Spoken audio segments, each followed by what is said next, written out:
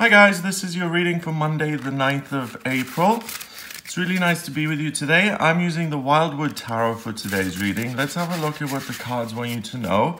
And as always, I'm going to choose 3 cards to give you an insight into the day's energy and how you can use that to your advantage. So let's pull 3 cards. We've got the Mirror,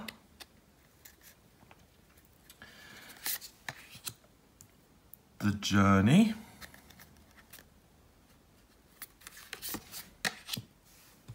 and the Queen of Arrows in reverse. Okay, so in this deck, they've renamed some of the major arcana cards. So 12, the Mirror, is actually the Hanged Man, and 13 is Death, the Journey. Queen of Arrows is the Queen of Swords. Arrows is swords and bows is wands in this deck. Okay, so we have the Hanged Man. And the Hanged Man is a matter of perspective. It's usually a man hanging upside down with his legs forming the number 4. And it indicates a lack of security, a lack of structure, because there's no understanding, there's no enlightenment.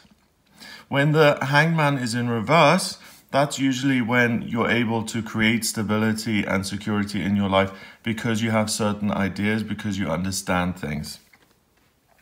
Now, what we've got here today is the Mirror upright, and that indicates exactly what the Hanged Man indicates, a lack of progress and a lack of security because you don't know what the situation is about. So you don't know exactly what you're doing. That leads to the journey coming to an end in a way, because the journey is death, and that's something that no one can argue with. That's an inexorable force of the universe, and that means something dropping off and finishing. The final card also indicates a lack of clarity when it comes to thinking, because the Queen of Arrows is the element of air, and air has to do with thoughts and ideas and creativity and making decisions. And this is the Queen. She's mastered how to communicate. She's mastered analyzing information, data, breaking it down, making sense of it, making meaning out of it, and then deciding what is good and what isn't good. So she's a beautiful swan. She's grown from the duckling into the swan, which means that she's at the peak of her powers, intellectual powers, and that's in reverse. So you don't really know what's happening, and you're unable to make decisions, and you don't really know what's going on in your life, which means that nothing's happening. So reading between the lines here, this is a call for you to wake up today and to inform yourself in terms of what's actually going on in the world. So rather than kind of play with the moon and live in this fantasy, I mean, this card it's fantastical. So we've got a mermaid with a stork, and then we have a dead body, and she's looking in the mirror. It's very confusing. I mean, where's the focus here? Is it on her looking at herself? Is it the moon ruling this whole area and enlightening it and being influenced by the moon? Or is it the dead body? It's just all over the place. Combined with your lack of information and the ability to decide, you really need to pick up a newspaper. You need to if you're working in a job, you need to really figure out what is going on in the office, in the working environment. If you're in a relationship, you really need to look at what's actually going on, because the cards are saying that you're totally out of the loop. You're focusing on completely other things. That's why you're missing the opportunity to make decisions that would increase and improve your life circumstances and would get you back on the journey, rather than kind of getting to a block in the road here.